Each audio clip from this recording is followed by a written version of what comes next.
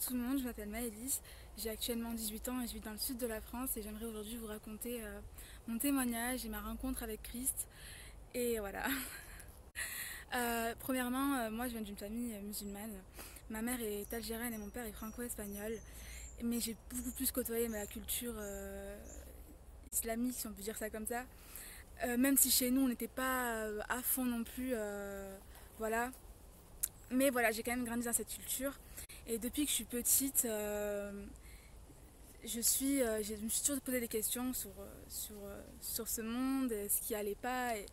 Et en fait,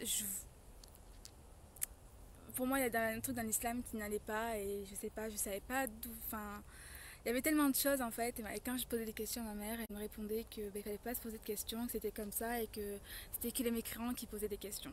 Ce qui fait que moi j'ai grandi musulmane, forcément quand t'as une maman qui te dit que si tu ne crois pas en Allah, tu iras en enfer, bah forcément je me posais pas plus de questions que ça. Je me disais que c'était la vérité et que si mes parents y croyaient, c'est que c'était la vérité.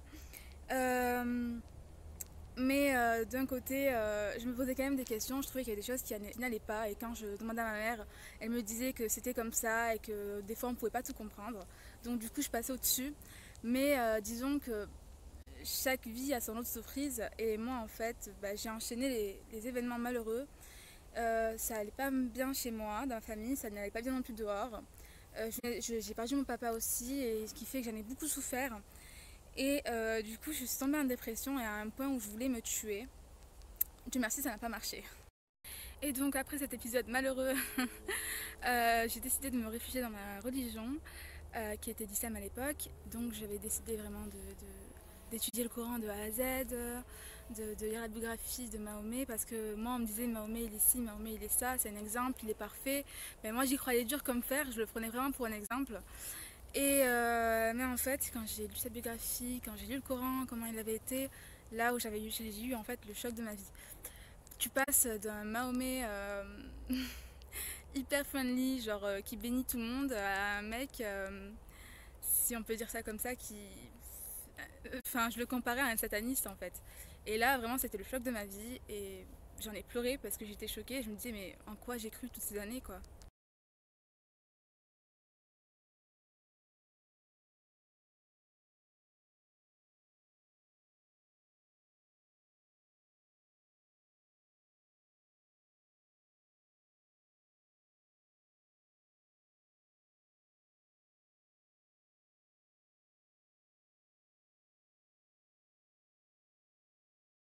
Mais pour autant, malgré que j'avais découvert ça sur Mahomet, parce que je me suis dit, c'est quand même le Coran qui le dit, et un Coran, c'était censé venir du paradis, donc c'était pas, pour moi, c'était pas l'homme qui l'avait marqué, donc forcément, si c'était pas l'homme, c'était Dieu, donc c'était qu'il agréait avec ce comportement-là, et je comprenais vraiment pas, et je me disais, mais c'est ça ton exemple, Allah, mais je peux pas, et du coup, malgré que je croyais encore en Allah, parce que pour moi, c'était le seul Dieu unique, Dieu, hein, je lui ai parlé, j'ai prié à Allah et je lui ai dit bah écoute Allah, ça va plus être possible, ça s'arrête là. Enfin, je crois en toi, mais pour moi, Mohamed ne sera jamais mon exemple. Et tant pis si je vais en enfer, mais t'as dit que si on renie ton prophète, on te renie toi aussi. Bah tant pis, je renie ton prophète et je te renie toi aussi. Du coup, à ce moment-là, je n'étais plus musulmane. Donc, du coup, la semaine qui avait suivi ça, j'étais partie sur internet, j'avais fait des recherches, je me suis dit, quitte à l'avoir renié, autant savoir si c'est la vérité ou pas. Et en fait, je me suis rendu compte que toutes ces contradictions, toutes ces choses, ça a mis vraiment le doute en moi et je me suis dit qu'il y avait quelque chose qui n'allait pas. Et donc du coup, je me suis dit, mais en fait dans ma tête c'était les religions, c'est du bullshit quoi, enfin c'est vraiment n'importe quoi. Euh, mais du coup, je pensais à devenir agnostique. Et sauf que je me suis dit, bah, écoute, Maëlys, s'il y a vraiment un Dieu qui existe, tu peux lui laisser une chance. Et comme ça, si jamais il existe vraiment et que tu le rencontres un jour, tu pourras pas lui dire que. Enfin, il ne pourra pas te dire que tu ne l'as pas cherché, quoi. Et là, du coup, je me pose dans mon lit. Et c'était la première fois que je faisais une prière, mais genre vraiment sans m'agenouiller, sans faire des ablutions, genre vraiment une prière juste de mon cœur quoi. Et j'étais sincère et vraiment et j'ai dit bah écoute Dieu si tu existes, je sais pas ton prénom mais moi j'aimerais vraiment connaître ta vraie identité Par contre, j'ai bien précisé que si c'était Allah, voilà, c'était déjà, à mon avis, était déjà, voilà. J'apprends rien de plus si c'est toi le Dieu, mais j'ai dit si c'est quelqu'un d'autre, je te prie de me révéler, de te révéler à moi, et je te donnerai ma vie, quoi. Enfin, voilà, quoi, c'est la vérité. Et en fait, là, ce qui s'est passé, ce qui s'est passé, c'est que comme ça, d'un coup, euh, je me mets à avoir des visions et je me mets à, en fait, bah, presque à trembler, mais c'était plus vraiment genre, j'étais tellement émue que du coup, je tremblais, mais genre des petits tremblements, si on peut dire ça comme ça. Et, euh, et en fait, en fait, tous les membres de mon corps, et je le sentais réellement, tous les membres de mon corps voulaient crier Jésus-Christ est Seigneur et Sauveur. Et là, j'étais là en mode non, mais c'est un blasphème, je veux pas dire ça et tout, mais c'était plus fort que moi. Et du coup, j'étais là et je disais Jésus-Christ est Seigneur et Sauveur et tout.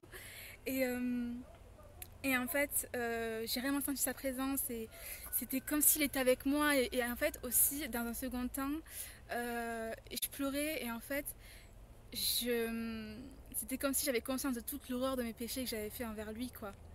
Toutes les fois où je l'avais renié ou que je l'avais pas reconnu. En fait, durant toute cette journée-là, ben, je pleurais comme un bébé.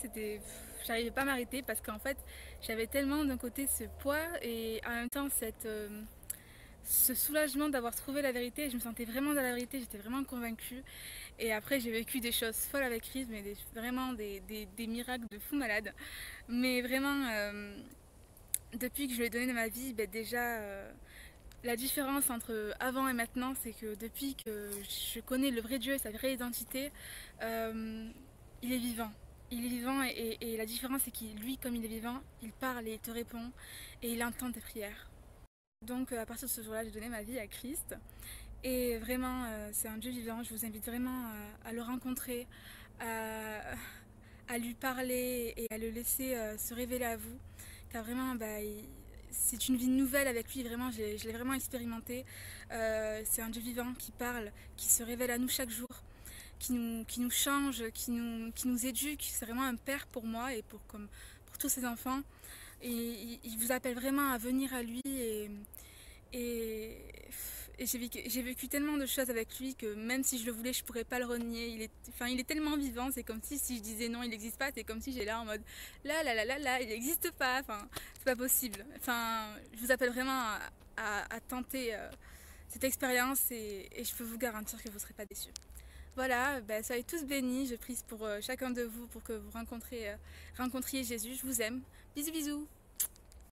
Ah oui, et dernière chose aussi, pour tous ceux qui pensent qu'ils ne sont pas assez purs pour venir à Jésus, qui ne sont pas assez saints, qui ne sont pas assez bien pour Jésus, c'est des mensonges de l'ennemi.